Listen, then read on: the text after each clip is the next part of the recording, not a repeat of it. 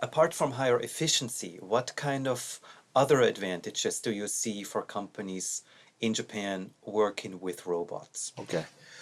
Um, like I said before, many manufacturing unfortunately left Japan already, and many will not be coming back. But the value-added products, not lately, more in lines of cosmetics, Japanese cosmetics that are very popular in especially Southeast Asia, China, places like that, and they want them to be made in Japan.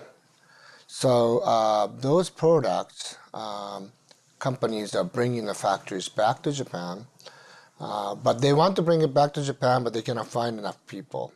So our robots are helping them with that. And also, certain technologies, companies do not want to take it overseas because they fear the technology is copied or stolen. So they want to keep it here.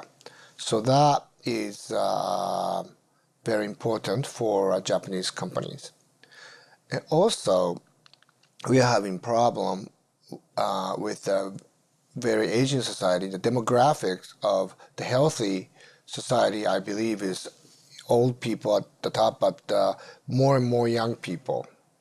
But currently, Japan society looks like upside down triangle.